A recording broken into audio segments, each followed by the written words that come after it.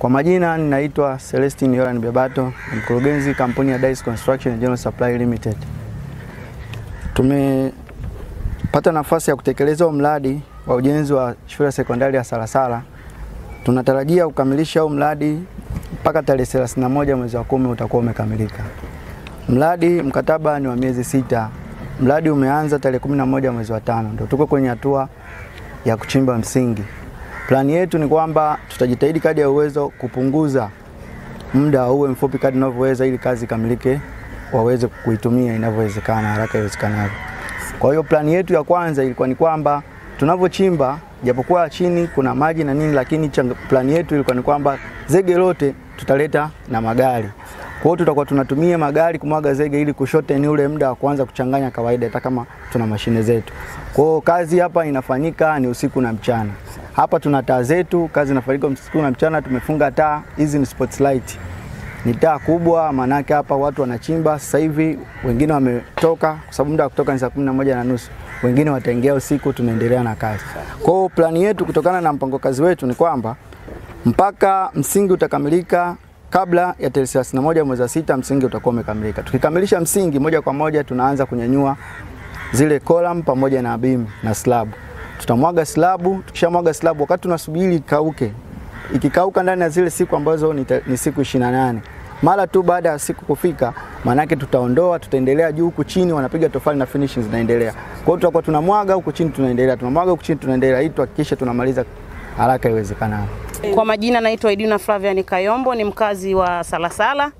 Ninapenda kukushukuru sana diwani wangu ndugu Manyama na jopo nzima ambao umetuletea mradi huu na pia kutembelea mradi huu.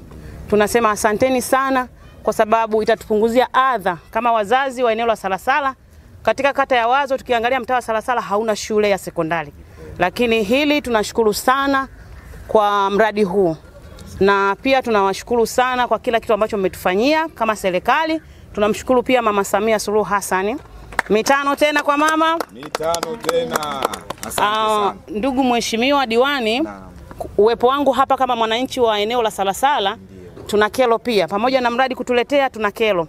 Kero yetu ni barabara ambayo inaunganisha kutoka hapo Semabaa kuingia eneo la Salasala Magengeni, kwa sababu tukiangalia barabara ni kubwa, inatuunganisha na majirani zetu wa Kilimahewa pia na Wakinzudi, lakini barabara haipitiki.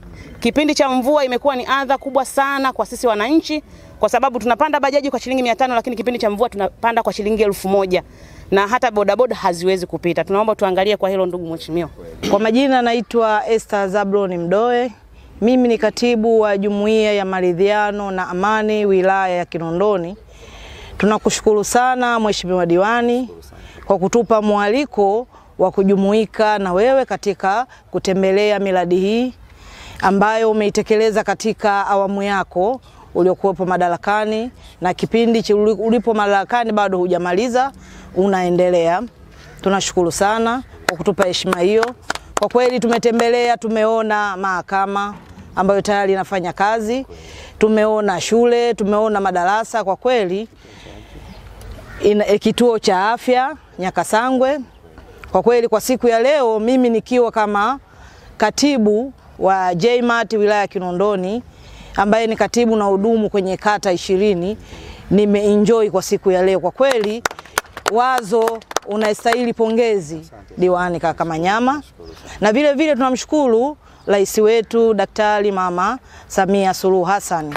Kwa kweli rais wetu anatujali sana wananchi wake.